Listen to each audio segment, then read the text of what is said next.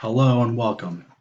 My name is Mark Ochoa. I'm pursuing a network administration degree from Harper College, and today I'll be talking about the fundamentals of project management. We're going to take a walk through what project management is, define what a project is, explore the role of a project manager. We'll look at some approaches real briefly, and finally, we will look at milestones and how we measure progress in a project. So to start off, what is project management? Project management is the process of leading the work of a team to achieve all project goals within the given constraints. And this was as defined by Wikiversity. Project management falls under the business administration umbrella, under the management of business.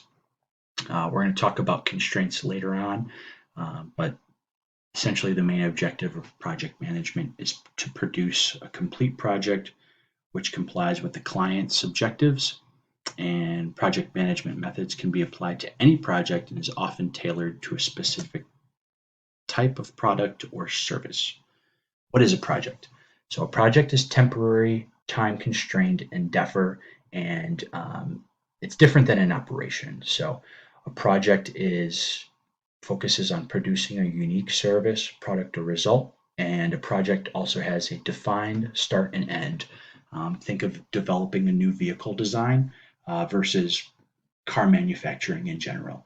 A team is given or a team is assigned to develop a new sports car or truck.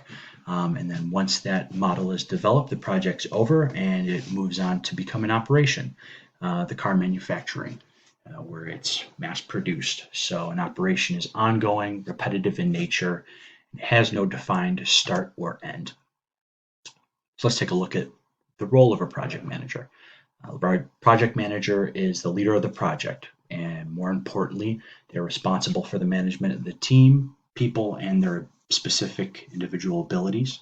And without the correct placement of members on the team, the project may falter and fail.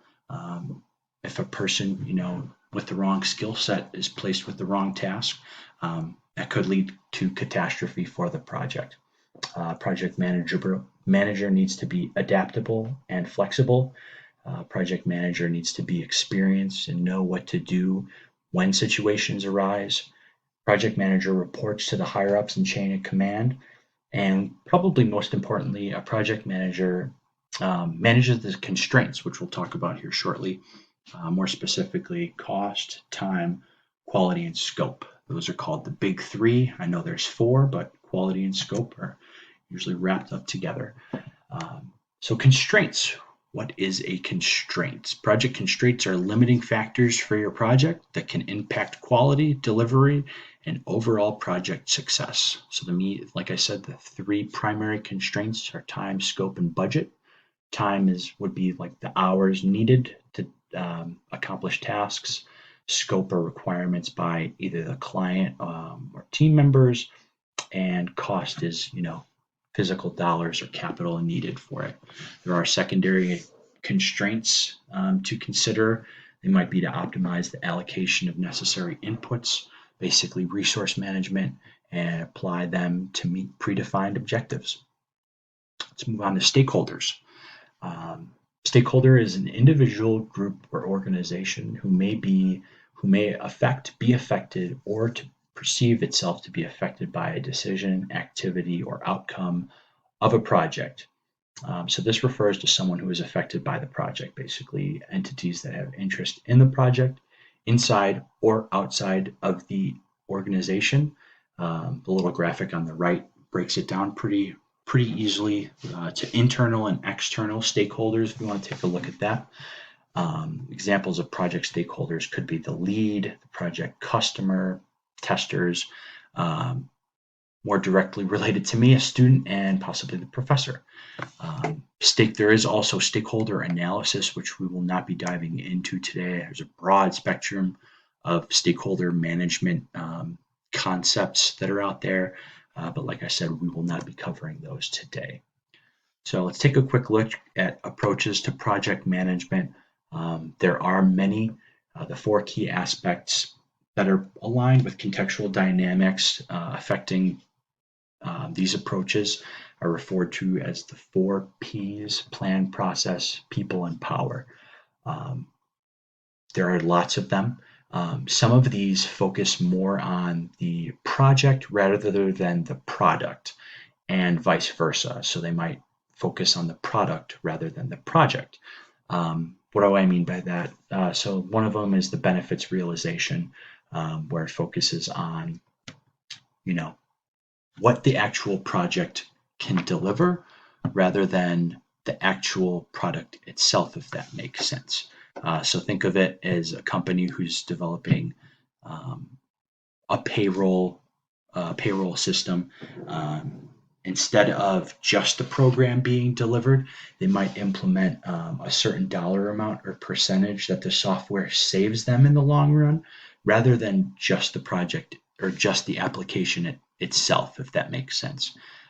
We will be only looking at the phased project management, um, and that's the phase staged approach. It breaks down and manages the work through a series of distinct steps.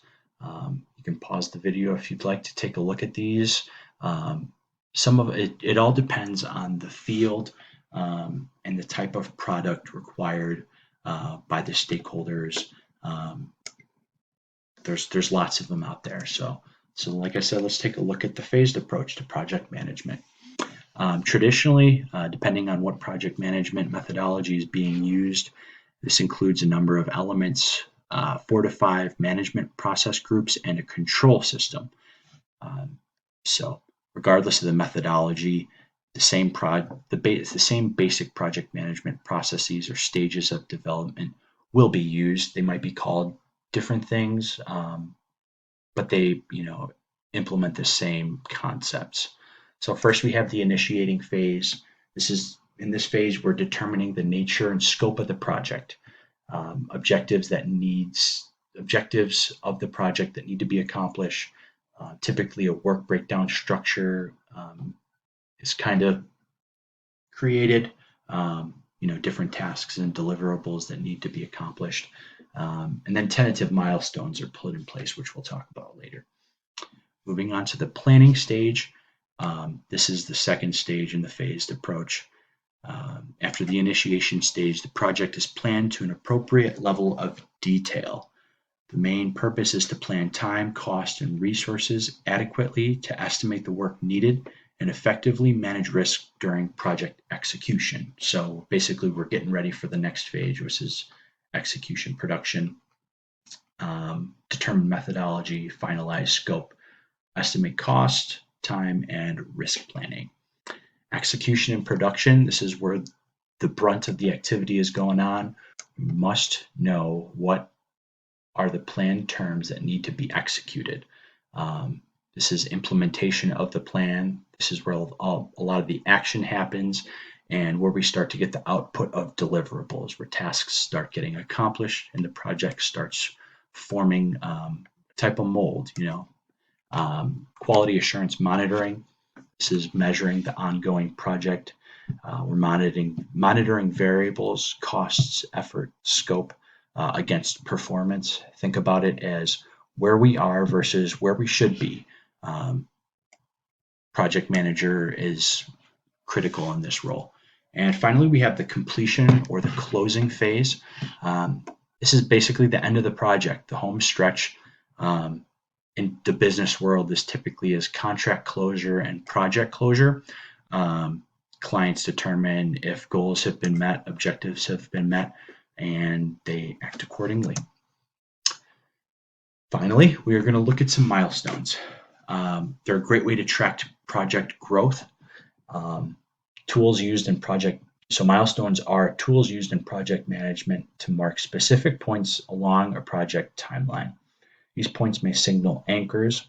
Anchors are a project start date, end date, a need for external review or input. So if a project needs clarification from the client or clarification from team members, this is typically where budget checks happen. So in many instances, milestones do not impact the project duration. Instead, they focus on major progress points that must be reached to achieve success. Project Milestone is a management tool that is used to delineate a point in a project schedule, and these points can note the start and finish of a project, mark the completion of major phase work, and milestones can also be used to symbolize anything that has started or finished too. So, in many instances, um, I read that already, sorry. And finally, I have some project management software that I found that was really beneficial. There's Monday.com, Trello, Asana, Paymo. These are all fantastic tools in developing some project management tools. You can create Gantt charts, timelines. There's fields for cost analysis. They're really fantastic. They do cost money though. I just completed my free trial, 30-day trial membership. So unfortunately, I can't bring them up right now or demonstrate it, but I did list those ones that do have 30-day trial memberships if anybody's interested in checking those out. So in conclusion, there are 5 important characteristics of a project. A project should always have a specific start and end date. A project is performed and completed by a group of people. The output is delivery of a unique product or service. Project is temporary in nature, and a project is progressively elaborated. There's a lot of moving gears and pieces in a project, all of which typically are managed by the project manager. So I hope you guys had a great semester, and yeah, thanks for